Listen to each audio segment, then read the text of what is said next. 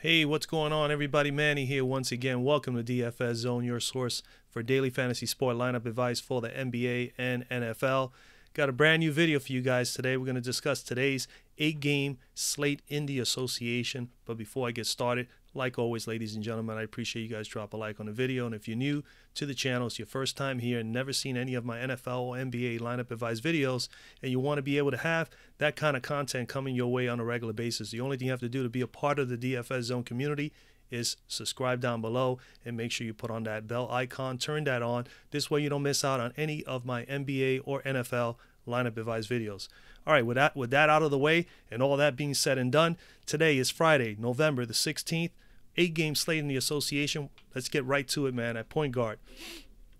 Point guard today, obviously Wall, Lillard, Simmons, all the top dogs there. I'm not on any one of those as far as on this video. As far as myself personally, putting them in my player pool, maybe John Wall, possibly, but still 50, 51 you need pretty much to meet that price. It is a hefty price to pay. I do feel that there is opportunities in some of the other areas here at point guard where you can get almost close to that same value, 40, 45, and you can pay down a good $1,000 to $2,000. Lillard, same thing. Simmons, same thing here. You know, now with Jimmy Butler, I'm going to wait a little bit, see a couple of games, see how well these guys transcend, work with each other over the next couple of games, and see more or less where he's going to be at because, they're going to need to take shots. And right now, I think that he's going to get obviously a little bit less shooting opportunities for himself as far as the usage is concerned for Mr. Simmons. So 9,100 until I see Jimmy Butler, until I see these guys play a few games and see what this all how it all pans out as far as usage and all that. Then maybe we'll be on some Simmons again. Kyrie Irving, interesting game here, competitive game, could be, someone you can consider. Mike Conley and the De'Aaron Fox game, I kind of really like that game a lot, to be totally honest with you. And I like both guys, but I'm going to definitely speak about Mr. Fox because I've been watching a few of his games, and I've really been impressed with this kid. I mean, I really like the way he plays. He's scrappy. He's very athletic. He's lean, athletic. He's quick. He's explosive. He has guts. He's just a scrappy kid. I love the way he plays the game. And this is the first time I'm going to speak about him this year. 8,100 is a hefty price for him, but I think he can definitely get it done. Not only that, he has played against this team already, and he did put up 40-somewhat points against them, which we'll discuss here now. But 18.7 points, 4.4 rebounds, 7 pretty much assists per game, 37 fantasy points per game is excellent for a young ball player like this. 8,100, a little hefty. You need about 40 to me value, and he's 6,800. He's a must on DK at 6,800. I'm definitely going to have more exposure to him on DK than on Fanduel, but he is definitely someone I definitely want to have in my lineups today. On DK, 6,800, you only need 34, and that's obviously under his average of 37 per game. So that is very, very intriguing. We come over to the Fantasy Cruncher like usual, and Mr. Fox. And, the numbers are just great. Minutes are there. He's getting pretty much about 32, 33 minutes per game or more. As you can see, 39 in some games, 36. His usage rate is over 20%. You're talking about 23, 24% pretty much on average. And then, of course, he's going to get a lot of shots because he is an integral part of this offense. That's for certain. In Sacramento, nice young team playing very, very well as a unit. I mean, 7 of 9, very efficient, 8 of 17, 3 of 7, 8 of 15. I mean, taking about, 13, 14 shots a game, pretty much on average. And he also takes threes, and he's pretty efficient there as well.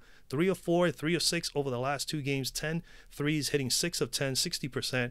And then we move on, and he does other things that I really love to see. If you're watching my videos since since I started in March with the NBA, I've always speak about how I love to see point guards do more than just score. And this is a kid that does those things, man. He can rebound. He does pass the ball when he wants to, and he's capable of passing it and passing it well as well. And on top of that, he defends. That is so important, man. 2 steals, 1 block, 2 steals, 1 block, 1 block, 1 steal, 2 blocks. He's had 4 blocks and 5 steals over the course of the last 3 games. And, of course, he could score from the floor and, do all these things. That's exactly what we're looking for. You're going up against Memphis, 23rd in defending point guards, as you can see here. He already played against them, all right, and he put up a 46 spot, pretty much one of his best games this year other than the 65 he put against Atlanta. They have given up, this team has given is 20th in fantasy points allowed to point guards. They've given up 32 fantasy points per game to point guards thus far this year. They gave up 37 to Bledsoe, 39 to Simmons, 37 to Curry, 40 to Rubio, 39 to John Wall, and of course, Mr. Yours truly, Mr. Fox, they gave up 46 to. He has had the most points against his team this year thus far. So I like his chances again to get a 40 spot or better. And as long as he does that, gives me 45.50. I would take that over John Wall's 10,200. That he may just get me 50 or just below 50. I don't even think he may get 50, but he could possibly get 50. Again, I'm just trying to point that out, that you could come down and possibly find that value for a discount. So for about nearly $2,100 less, Mr. Fox may be able to get you 40 to 45. All right, so De'Aaron Fox. Then as far as some value, there are a couple interesting players. Like, for instance, I mean, Dinwiddie's at 6,000. I like Dinwiddie, but I don't want to pay 6,000 for him to. And Darren Collison comes out, and Mr. Shelvin Mack. Either one of the two, or even Tyler Johnson, I'm willing to go to any one of those three. I will have exposure to at least a little bit of all of them, but except for Tyler Johnson, simply because Indiana plays so well against guards. So it'll be more likely Collison and Mack. Collison already has played against Indiana, and he put up a 34.6 fantasy point game against them just 2 games ago, I think it was. Yeah, he did it just recently. Okay. So I definitely love the opportunity here for Darren Collison. Collison, 9.6 points, 2.1 rebounds, 4 assists. You know, he's starting to get cooking a little bit. He's getting some minutes now, 21 fantasy points. He's at 5K. You need 25 to meet value. And on DK's 4,500, you only need about 22, 23 there. So he's definitely playable on either one of the two platforms. We come down here and we'll take a look at him a little closer. Mr. Collison. And as you see, Darren Collison here, the minutes the last 2 games are up, 35 and 36. So he's trending upward on the minutes. His usage rate is still pretty much about the same, about 16, 17%, pretty much on average throughout the whole entire year. He is not obviously one of the guys they go to as far as offense, but he is capable of getting you some offense. In the last 2 games, he's shooting over 50% from the floor, 5 of 10 and 6 of 10, which is very impressive. 3 of 5 in the last game from 3. He's capable of burying a few threes, and he does a couple other little things that is important, and that's defend. You can see he gets blocks, he gets steals. He definitely passes the ball a little bit, not a whole lot, and he could go out there and get a couple of rebounds, but he is more of a guy that is a pretty decent defender that actually can score in the mid-range and can hit a couple of threes. So I think he could be someone very, very good here today. Not only that, he already has played well against his team. All right. His home and away splits are not a bit better on the road, but he's been okay. 46% field goal percentage, and his 3-ball is obviously better at home. Usually Indiana does play better at home. He's 34% shooting from 3, so he is definitely someone to consider, you know, here today. Going against Miami, 27th, and of course Miami's 27th in defending. 27th in defending point guards, and they are also in the point guard position. They are 25th. 25th in as far as fantasy points given up to point guards this year. They are allowing 32.2 fantasy points per game. So definitely a little room here for Mr. Collison, and he already proved that by 2 games ago, putting up a 30, pretty much almost close to a 35 spot, 34.6. So Collison in play for me as a value play. If you wanted to go down any lower than that, the only one, I don't see anybody that I really like at all, to be totally honest with you, so I'm not going to speak on it knowing. But other than that, Shelvin Mack is definitely another intriguing player, $200 cheaper. He is 4,200 on DK. You only pretty much need 21, 22 pretty much to meet value, and he has been averaging about 22 fantasy points per game right now, and on top of that, the minutes are there. So he's getting more than enough minutes, he's getting more than enough shots, and he's been putting up pretty good numbers. 26 or better in 1, 2, 3, 4, 5 out of the last maybe 7, 8 games. He has 40-point upside. We could figure more in the 30, 35 range, and that is very much doable in a game like this with a paced-up game. Now, granted, Memphis likes to put the pace down. They're one of the slower teams in this league, while Sacramento is probably the fastest as far as pace is concerned. They get a lot of possessions per game because they move fairly quick. But the last time they did play, Sacramento did win that game. It was actually 97-92 was the final score. So they definitely kept that game under 100, but nonetheless, still Connolly and Mr. Fox had very, very good games. Let's go to shooting guard. At shooting guard, you could pay up for Oladipo. I think he's in a fine position against Miami. Miami's had difficulties all year long with the guards, point guards, as well as shooting guards. So Oladipo is definitely in play. I may have a little exposure to him. I wouldn't consider him a core. You need 49, almost 50, pretty much a 50 spot from him. He is capable of getting you 50, no doubt about it. But I don't know if I want to pay 50. For me personally, I don't want to pay $9,900 for Oladipo to hope that he gets 50. When there's a possibility you can come down just a little bit more. Like for instance, Drew Holiday versus my New York Knickerbockers is in a much more better position. New York has been fairly okay against point guards and shooting guards, but they have had their share against very good elite shooting guards, or at least subpar shooting guards. They have had their issues. So I'm going to basically be willing to pay up and pay for at least Drew Holiday again today. Now, I gave him to you guys Drew Holiday the last time he played, and he put up a pretty lousy game. He only put up a 33. But this guy came through for me so many times last year that I still think he is a very good player, and he'll bounce back from that. And I think his bounce back game is here today. You know, he's going home, 19 points per game, 4.5 rebounds, 9 assists, 41.5 fantasy points per game. At 8,800, you need pretty much 44 from him. And on DK, he's 8,300. You need about 41, 42 there. Very much doable. He has 50-point upsides. You can see 2 out of his last 4 games, he's put up a 50 or better. He was solid all the way through up to that last game, so I kind of jinxed him. Hopefully, I won't jinx him again today. But as you can see, he was in the green pretty much all year long at 35 or better. And then he finally puts up a dud of 33.8, pretty much a 34 spot the other day. But nonetheless, still plenty of good minutes. He's averaging pretty much 36 to 37 minutes a game. His usage rate is over 23% on average. Look at the shots. He's taking about maybe 16, 17 shots per game if you break this all down, and he gets off his share of threes as well, anywhere between 4 or 5 per game.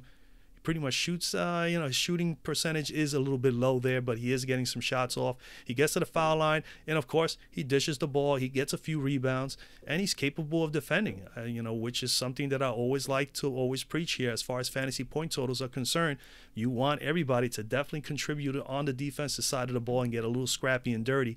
Two blocks in the last game, and he had 4, 5, pretty much 6 steals over the last 4 games and 5 blocks over the last 4 games. So he is capable of putting up those additional fantasy points. I can see him getting 50 or better. Now here, I can see him getting 50. For this price range, I'm willing to pay and take that shot on a GPP with Mr. Holiday here. Going up against the Knicks, 21st in defending shooting guards, 22nd in fantasy points allowed to shooting guards. They're giving up 28.9, pretty much a 29 spot per game to shooting guards thus far this year. They have faced 3 pretty good shooting guards thus far this year, and they gave up pretty much a good chunk of fantasy points. Mr. Levine put up 58, the most against the Knicks this year. Bradley Beal put up 45, and Steph Curry put up 37. And now they got to go and deal with Mr. Holiday. So Mr. Holiday should have a good game here. So I am basically giving my viewers him as my stud shooting guard for today at 8,800. If you want to get some value, I'm going to stay in the same game. I just prior to coming on here and doing this video, I heard that my young player Alonzo Trier is going to be playing. He's going to be starting. I mean, he's been playing. He's been coming off the bench, kind of like almost like the 6th man. And now all of a sudden he's been thrown into the fold here in today's game. Maybe just due to the matchup, maybe because they want to get more speed on the court. Probably one of the reasons why. But Trier is in play today at 4,500. You pretty much need about 23 from him. He's going to start, and they're going to actually put Vanderlei coming off the bench. So that's really something else, But we'll see how that pans out for the Knicks. I mean, as you guys know, if you've been following me already, I am a New York Knicks fan. So I obviously want to see all these young kids do well. He's been playing very, very well. Very impressive kid.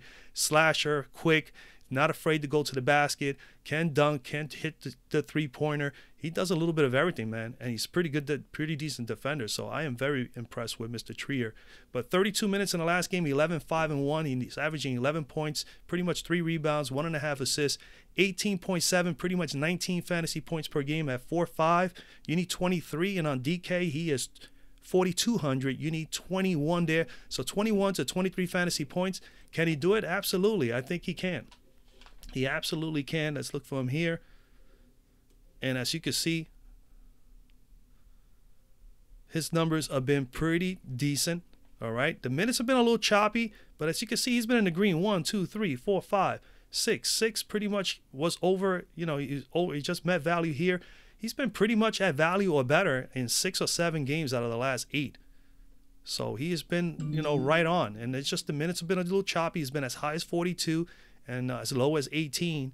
But knowing that he's going to start today, if he plays and he shoots well very early on, he'll probably play more than 30 minutes today, especially if the Knicks can keep this game close against New Orleans, which we're hoping for, so that Mr. Holiday can have more opportunities to put up more fantasy points. But as far as shots and all, he's getting about 8 or 9 shots a game. Usage rate is about, well, I would say about, this usage rate is not bad for a kid who's just really coming off the bench. I mean, he's getting about maybe 17, 18% usage rate on average here. He takes a couple of threes. He's capable of getting rebounds, as you can see. He's capable of making a couple of passes. He does turn over the ball a little bit because he's trying to be too fancy. But at the same time, look at the defense. 4, 5, 6, 7. 8, 9, 9. He's had at least 1 to 2 steals a game over the course of the last 6 games, and in that same time frame, he has put up 4 blocks as well. So he's capable. Got to clean up the personal fouls, stay out of foul trouble. But if he's able to stay out of foul trouble and stay on the floor and shoot and convert at a good field goal percentage rate, he'll be on the floor a little bit longer and put up even more fantasy points. I'm willing to take a stab at him today, at 4,500. So Mr. Trier in play. Alonzo Trier for New York, AT, is in play. Value down here, I mean, if you really want to go cheap, Iman Shumpert has been playing well for Sacramento, gets tons of minutes at 3,900. I think he's someone to definitely consider. And I think that's it for me if you're thinking down there. I don't know what's the deal with Burks. I doubt it. Just basically Wayne Ellington, scoring dependent maybe, because he can get hot. I don't know what's going to happen with Markelle Fultz here. I mean, he may be someone also to keep an eye on. And even Damian Dotson of the Knicks, keep an eye on him. I didn't mention Crabbe the last time. His price tag went up over 4 now, so maybe him as well. But I would say if you're coming down here in the lower tier, as far as a budget player or something like that, I would probably shoot for Shumpert. In my opinion, will probably be the best play simply because he is playing minutes, and he's capable of getting you some steals and blocks because he's a pretty decent defender. All right, small forward. A small forward, I'm going to have a lot of exposure, especially if I go for a budget player too, which I will. I am definitely going to have some Giannis on my lineup. There's no doubt about it. I'm not going to lie to my viewers. Giannis is definitely in play for me. Out of all the studs today, I think I like him the most in his matchup, other than Antonio Davis. But Antonio Davis is at, an outrageous price. Maybe squeeze him in there in one line. But Giannis is definitely someone I'm going to consider. May have a line where I have some Kawhi, but I'm not too certain yet. Maybe by the end of the day, I'll be able to know more about that. But I think Giannis is definitely for sure. Down here, I mean, Covington is going to get minutes. This is a good spot for Covington going to Minnesota. Minnesota is going to definitely love him, as well as Saric. I'm going to come all the way down. I mean, I see a couple of nice plays down here that they're going to be pretty surprising. Like Damari Carroll, I'm going to talk about because Mr. Carroll was the starting small forward last year for the Brooklyn Nets, and he played fairly well. And this is a guy that's at least a 6,500, maybe even a close to 7K player last year. He's at 4,000. He's starting to get cooking now. I said at the beginning, let's wait and let him play a few games. Well, he started with 14. He's at 16 minutes. Now, 2 games ago, we got 23 minutes, put 11 and 5. And his last game out, he put up 20. Gave him 27 minutes. So he's slowly but surely getting up to that 30-minute mark. And now, obviously, with the injury to LeVert, they need offense. They're going to need Carroll to get going, as well as making sure that they get some offense from Mr. Russell as well as Mr. Dinwiddie. I like him here, man. At $4,000, he is just too darn cheap. He's $4,000 on both platforms, on DK as well as Fanduel. So you got to have a little exposure to him. 40-point upside guy here. He just needs to obviously play the minutes and obviously get some shots. And that's what we hope for him today.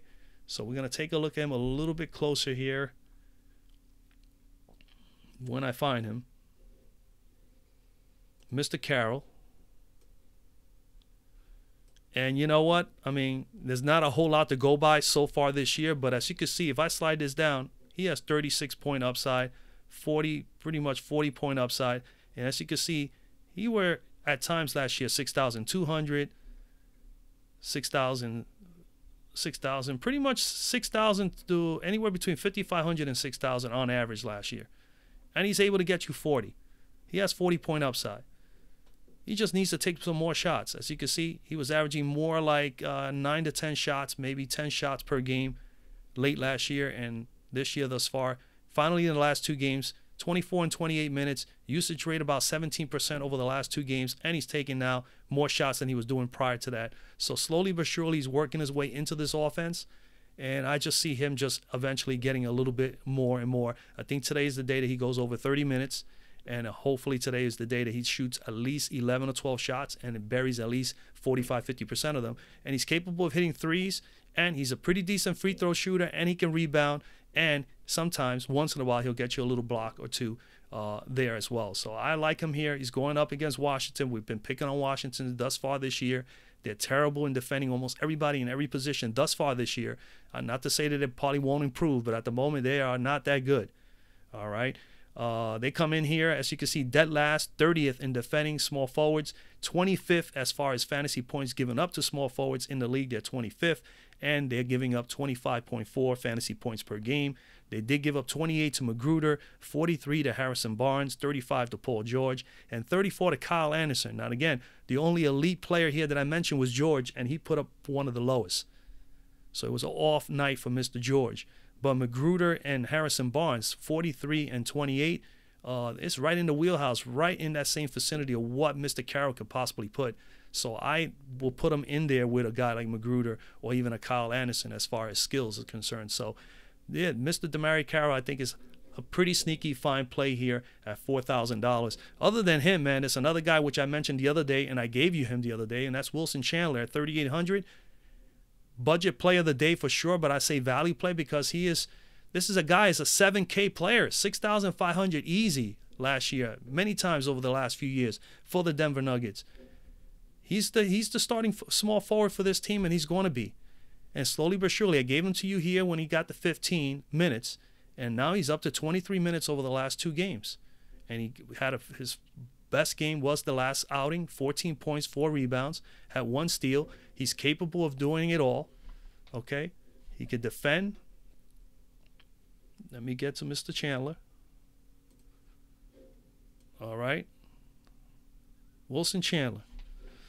Small sample so far this year, but as you can see, we go back to last year. I mean, 40 spots, 40, 30, 48, 37, 41, 46. I mean, he can get you 35 to 40 fantasy points. He's capable of hitting the 3. He's a pretty good free throw shooter. He's a decent defender.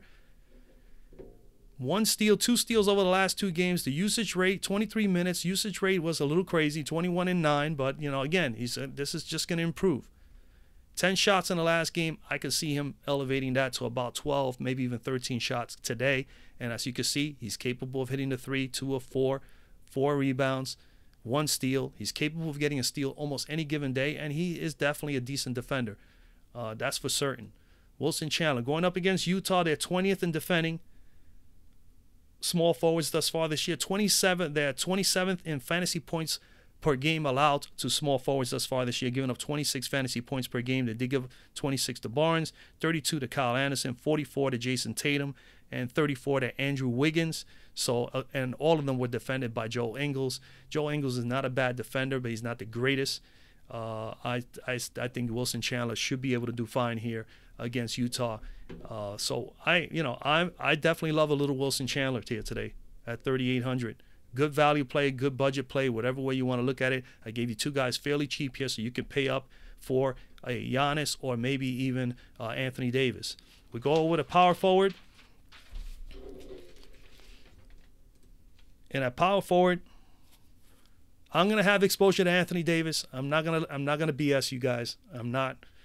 His price tag is very, very high. I mean, you need about 63, 64 fantasy points here to meet value.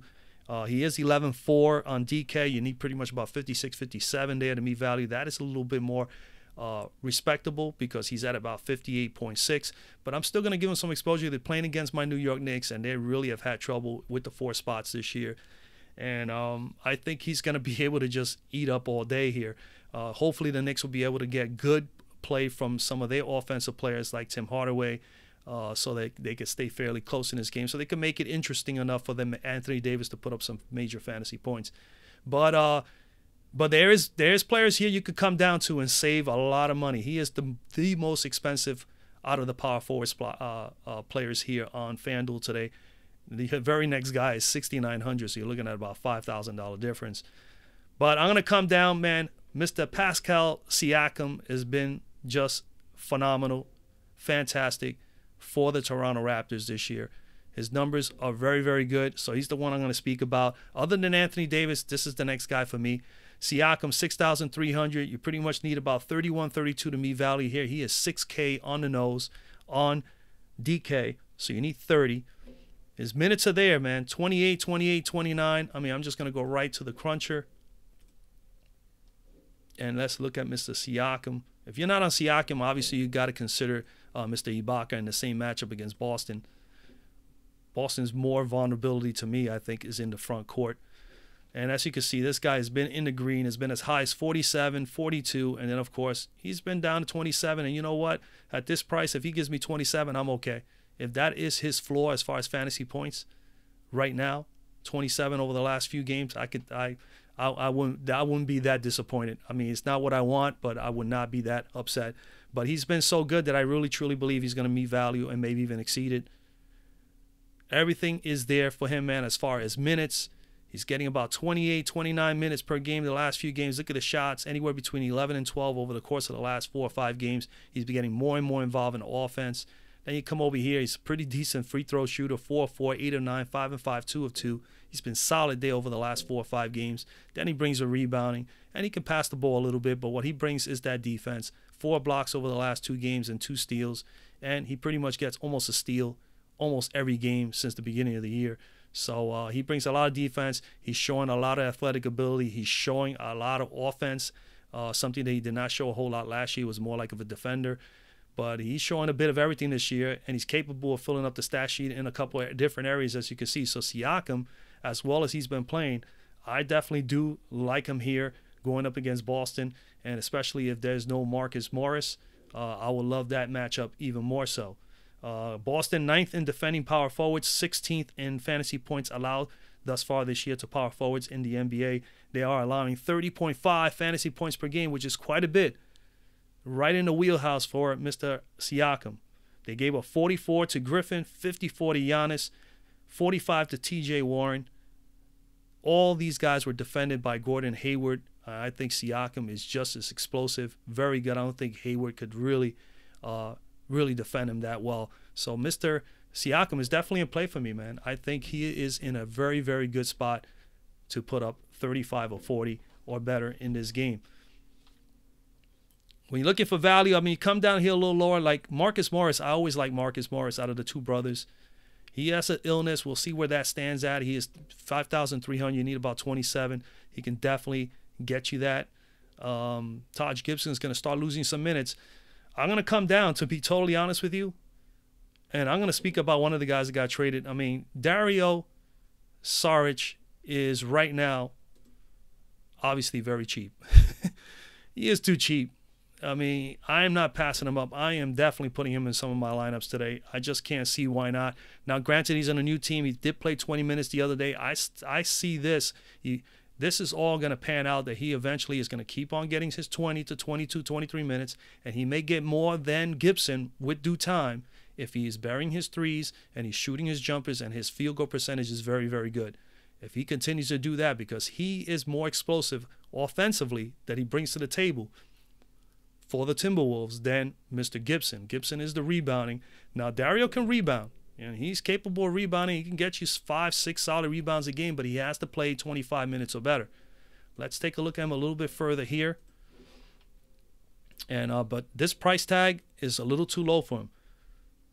A little bit too low for him. Siakam, 4,500 on FanDuel, 4,300 on DK. Pretty much need 21 to 22, maybe the most 23. He is more than capable of getting that. He had 28 and 29, 2 out of his last 3 games. Granted, his last game here was his first game for his new team, the Timberwolves. He only played 20 minutes because, of course, they got Mr. Gibson as well. But the longest this kid gets, and then look at the usage, 18%, pretty much on average from what he was doing with Philly, right away he got 18 because he is offensively, he is capable of putting up some points. When he has the ball in his hands, he looks to create, and he's able to make some shots. 3 of 7, 1 of 2. He gets to the foul line. He's very good there. He has not missed a free throw in 4 games.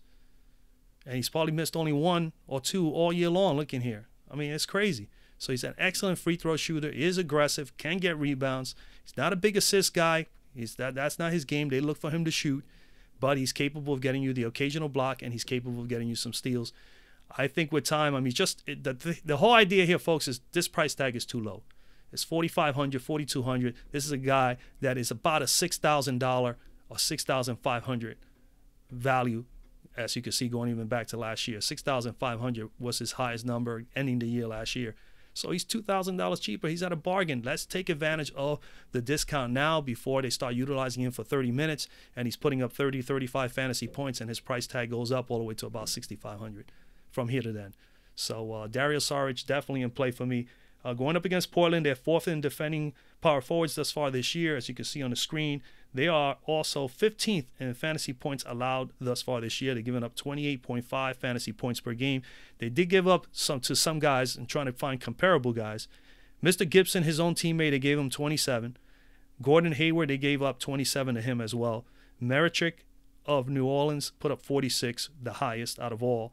Thaddeus Young, 27 as well. And Kelly Olynyk of Miami put up 34. So again, there is definitely an opportunity for Sarge to put 27 or better against this team, because there's about 3 or 4 guys here that have done it over the last of the 4 or 5 games that Portland has played against. So Dario Saric in play, man.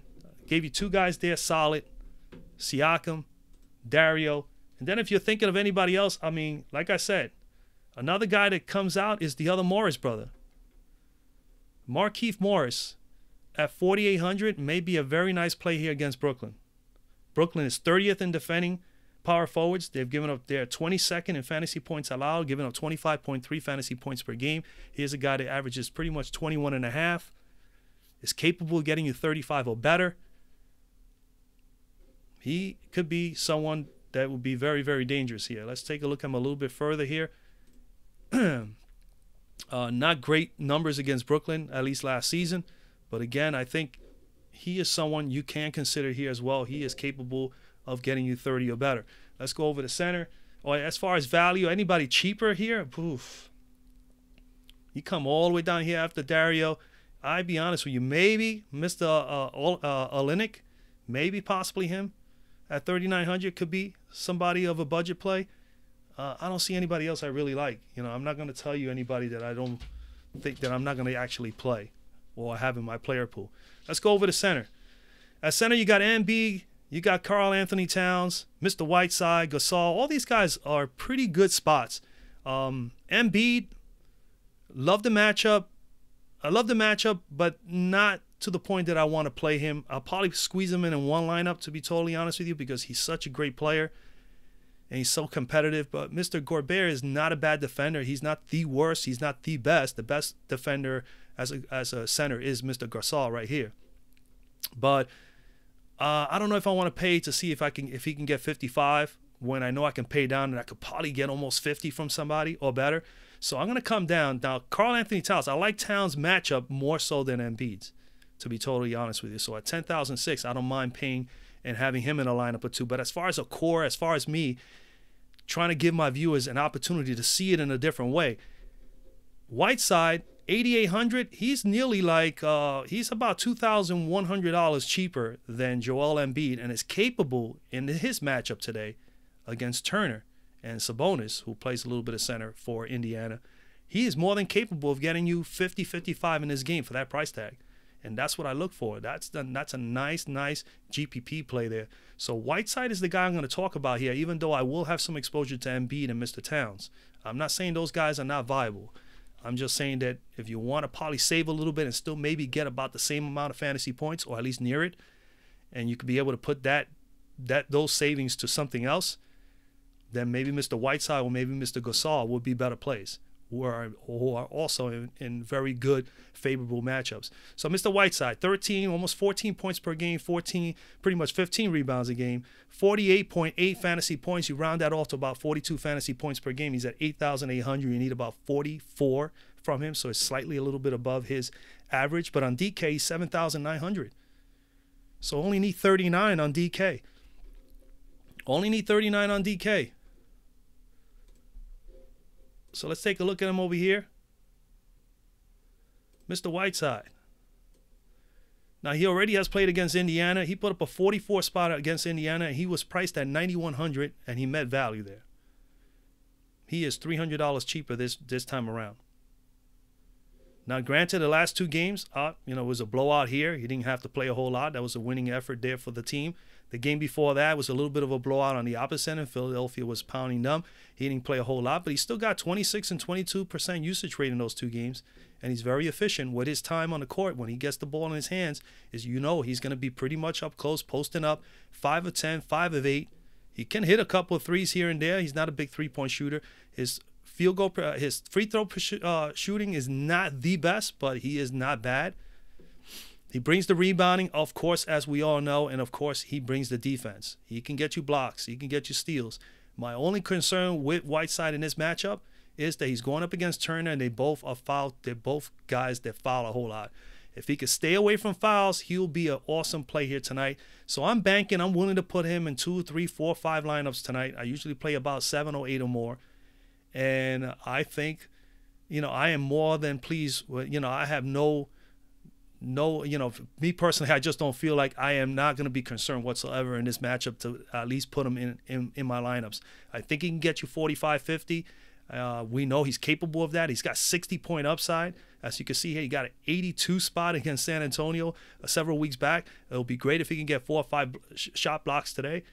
But I like the matchup, man. And he already has played this team, and he put up a 44 already, so he's capable of getting close to 50.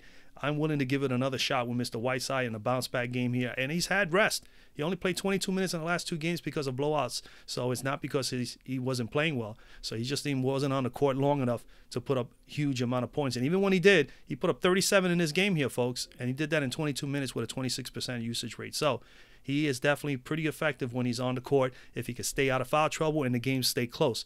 And I think this game will be a little bit close. I think Miami will be able to stay in this game long enough. And when they did play the first time, it was a 110-102 score. So it was a fairly decent game. All right, for Indiana, 4th in defending centers, 14th in fantasy points allowed to centers thus far this year in the NBA. They've given up 26.2 fantasy points per game to centers. Mr. Embiid put up 42 against them. Whiteside put up 44. Mr. Wendell Carter Jr. put up 35, and in the last game, Mr. Capella put up 30, which is really not a whole lot. But Embiid and Whiteside were the two that have put up the most against this team so far this year. So I definitely like his chances here again against Indiana. And then there's another guy here. I mean, come down. I don't see, when it comes to centers, I really don't have anybody that can come down here to and say, hey, I play Bam, play, Aaron Baines or something like that, Muscala. It's just they don't play enough minutes. It doesn't make sense. So center is definitely an area where, you either pay up or you stay in the mid-tier range. Obviously, there's a couple guys that are intriguing. Julius Randle against the Knicks is intriguing. Enes Kanter is definitely the same for the New York Knicks here. The only thing there is that Mitchell Robinson has been playing quite a bit of minutes there for the Knickerbockers as well. But we're going to go to Dwight Howard.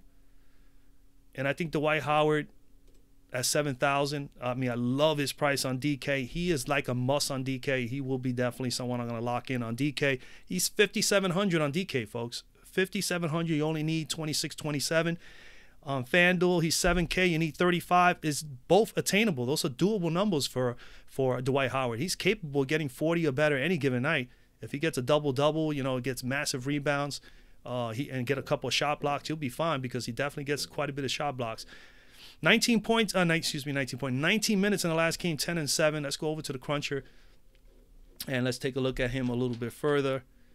And where are you, Mr. Howard? And as you can see, I mean, numbers haven't been that great. I mean, he came back from a long injury, but he has the potential You know, he has the upside. 21 and 21 pretty much usage rate in the last 2 games. 3 out of his last 4 games, his usage rate has been at about 21%. He's not going to take tons of shots. All his shots are basically in the paint. 5 of 8, 6 and 9, 2 of 7, 6 and 8 over the last 4 games. Free throw shooting, we know, is a little shabby. He's always been a terrible free throw shooter, but he has not looked that bad. 5 of 7 here, 7 of 10. Not too bad. 2 of 4, 2 of 4. What he brings to the table is the rebounding and the defense, at least over his career. They got 1 block here, 1 block here, 2, 3 steals over the last 3 games. If he can get a couple of steals and not get into foul trouble, I don't see no reason why at this price at $5,700. Now, I'm not saying lock him in on FanDuel. I'm mentioning him. I think he is the best play for him. Will be definitely on DK. I will not be playing him on FanDuel unless I really see some value somewhere where I can definitely throw him in there in a lineup, but he will not be a core. I definitely like Whiteside better there, but as far as value on DK, $5,700, he is definitely a lock as far as getting him in there at that price tag where you only need 27 and he's capable of getting you 30 or better. I think he could definitely do that here against the Brooklyn Nets. And Brooklyn Nets, you know, they come in here, they're 13th in defending centers, but they give up quite a bit of fantasy points. They're actually 27th in fantasy points allowed in the NBA to centers, allowing 39 fantasy points per game. So it's definitely a lot of opportunity here for Mr. Dwight Howard to put up some nice numbers. In the last 4 games alone, Whiteside 37, Karl Anthony Towns 54, Mr. Jokic 69.7, nearly a 70 spot, and Mr. Clint Capella 51 spot against this team, Brooklyn. So I absolutely love the matchup for Dwight Howard if he comes out and play and if the game stays close, which I think it should be pretty respectable. All right, that's pretty much where I'm at, guys. That's it, ladies and gentlemen. Drop a like on the video. Again, I will have a link to the Slack chat. I've noticed that we've been starting to gain some momentum there. Some more people have been coming to the Slack chat prior to lock, which is fantastic. So I will put a new fresh link there for today's video. If you're interested in that, just click on that, go in there, sign up. It's free, you know, and then you can, we'll be able to, you know, talk and discuss the slate even more further later on as far as, you know, with everybody else that comes on there. All right. Other than that, that's basically it, man. I wish everybody a lot of luck, man. Again, subscribe to the channel. If you're your first time here, subscribe to the channel. Be a part of the DFS Zone community. That's all you need to do, ladies and gentlemen.